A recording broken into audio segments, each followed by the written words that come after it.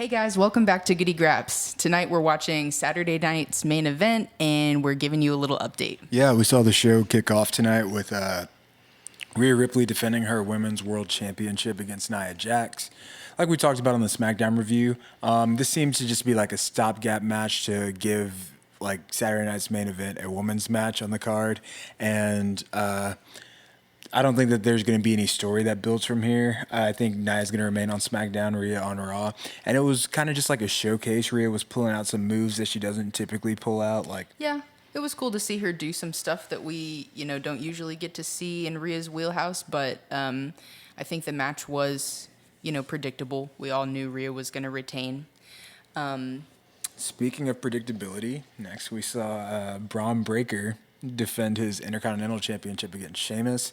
And I don't know what Triple H has against Irishmen, but I'm tired of seeing them be fed to people and just like not get their chance to ever thrive. Like the only story Sheamus has been involved in for the last 3 years is how he wants to be Intercontinental Champion, and you have him lose every time. Like this was his 10th Intercontinental title match. So Yeah, I kind of thought Sheamus was going to get it, but love Braun Breaker.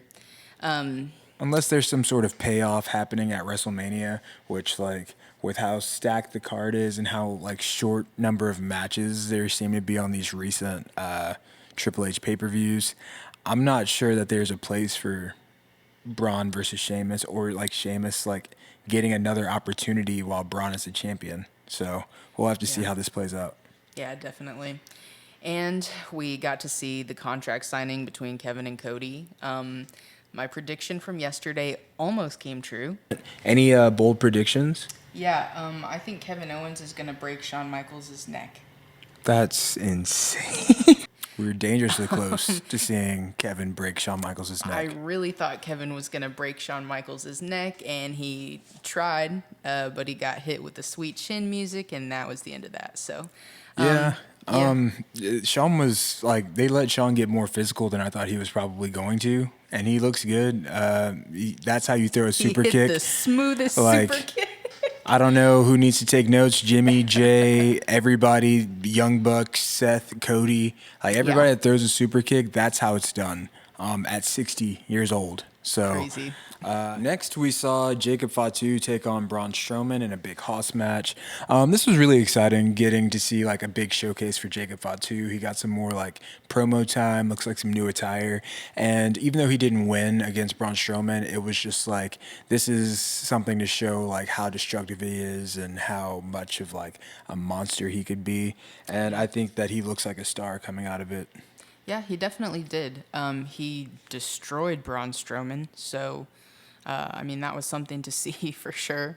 Yeah, it was a cool match. And finally, the show wrapped up with the World Heavyweight Championship match, Gunther versus Jey Uso. When this match was first announced, being as though Jay had already declared for the Rumble, it seemed like it was just like a stopgap match that wasn't really going to mean anything. And that's kind of just like the overarching theme from tonight. This is the second straight Saturday night's main event where like nothing consequential happened. No titles changed hands. Everybody retained. And yeah, even though Jay had already announced his spot for the Rumble, I don't know. I was still kind of hoping that he would pull something off against Gunther. Yeah.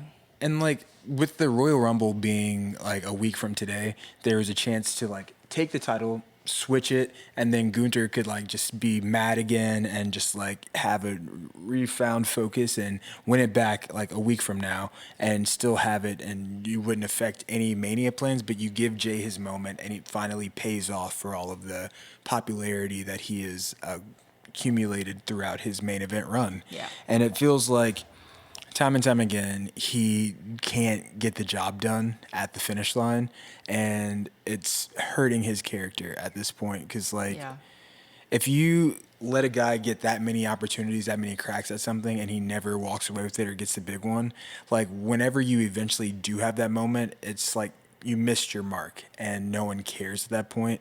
And I personally feel like no one's going to care about future Saturday night main events just because like they've been kind of boring. They've been boring and nothing's happening. Yeah, I want to see like I love the matches that we've seen. I was excited for Gunther versus Jay. I was excited for Braun versus Jacob Fatu. But I would be more invested if there were some stakes.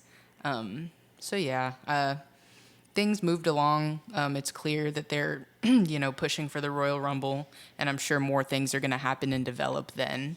But we're just kind of in like a stagnant spot right now. And it sucks because it feels like there's a lot of momentum coming into the year with like the Netflix premiere and like a lot of title changes that first week. It seemed like you guys, or just wrestling in general, had a lot of eyes on it. Yeah. People are tuning into WWE. A lot of content's being made surrounding it. And it feels like that momentum is withering away with just like a lazy like execution. You can't just like not care about things going into the Rumble, but it has been a thing where since there's shorter pay-per-view cards, the Raws and SmackDowns the week of the pay-per-view kind of have some pay-per-view worthy matches.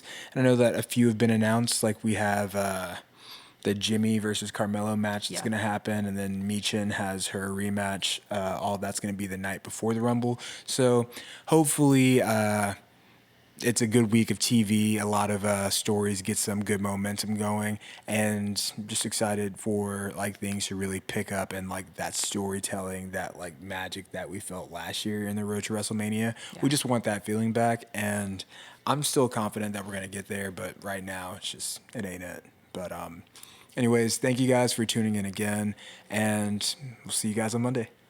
Bye, guys.